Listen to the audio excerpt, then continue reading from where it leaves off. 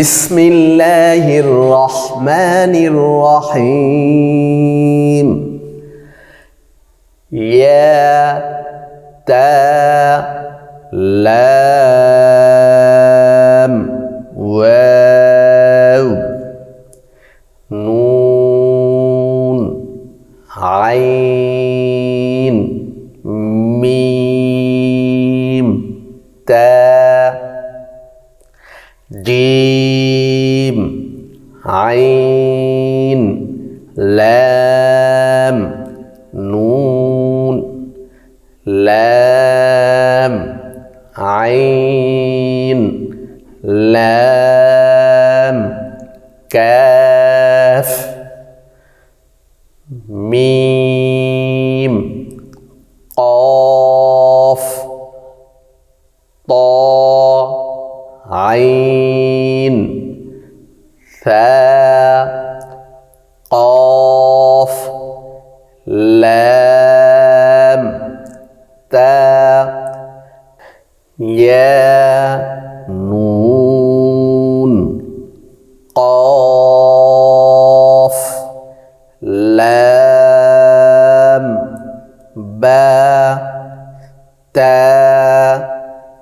ضاد لام يا لام يا تا كاف لام ميم تا ميم لام يا كاف ميم ميم تا حا نون لام فا سين قاف يا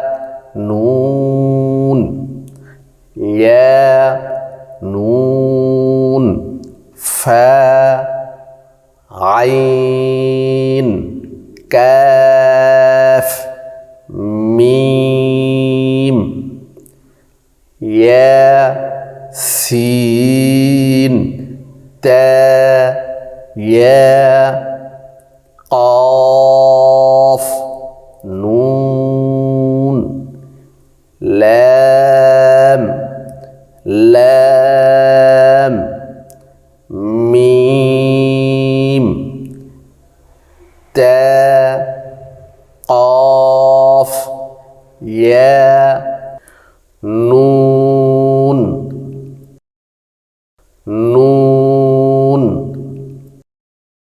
جيم عين لام ها মিম আলিফ।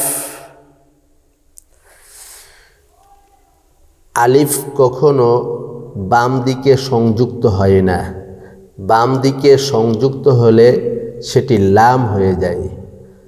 যেমন পরবর্তী শব্দে আসতেছে লাম লাম। আলিফ সংযুক্ত শুধুমাত্র ডান দিক থেকে হয়। আলিফের পরে অন্য কোনো হারফ আসলে সেটি লাম হয়ে যায়। আপনারা লক্ষ্য করবেন, যখন আলিফের আকৃতিতে কোনো অক্ষর লেখা হয় সংযুক্ত করে, সে সংযুক্তটি যদি সংযুক্ত বাম দিকে যায় অথবা সোজা আলিফের মতো লেখা হয়ে ডানে বামে থাকে, সংযুক্ত ডানে ও বামে থাকবে, তখন সেটি লাম পড়তে হয়, সেটি আর আলিফ পড়া যায় না। লাম লাম আইন লাম মিম ইয়া নুন লাম নুন সিন হামজা লাম নুন হা মিম লাম ইয়া জিম মিম আইন নুন কাফ মিম লাম ইয়া সিন তা খ লাম ফা নুন কাফ মিম মিম সিন তা ضاد আইন ফা ইয়া নুন। আমি তো একবার বা দুইবার উচ্চারণ করলাম, আপনি আরও বেশি বেশি উচ্চারণ করার চেষ্টা করবেন। ভিডিওটি স্টপ করে বেশি করে সহি শুদ্ধ উচ্চারণ এবং মুখস্থ করার চেষ্টা করুন।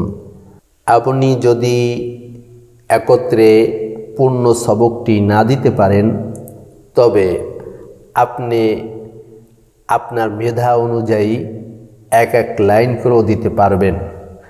আপনি যতই শোনাবেন ততই সহিশুদ্ধ হবে এবং আমাদের প্রত্যেকটি ক্লাসের সাথে সামনের ক্লাসগুলির সম্পর্ক রয়েছে। অতএব পিছনের ক্লাসে কাঁচা থাকলে সামনের ক্লাসগুলিতে আপনি সঠিকভাবে সুন্দরভাবে সহিশুদ্ধভাবে উচ্চারণ করতে পারবেন না।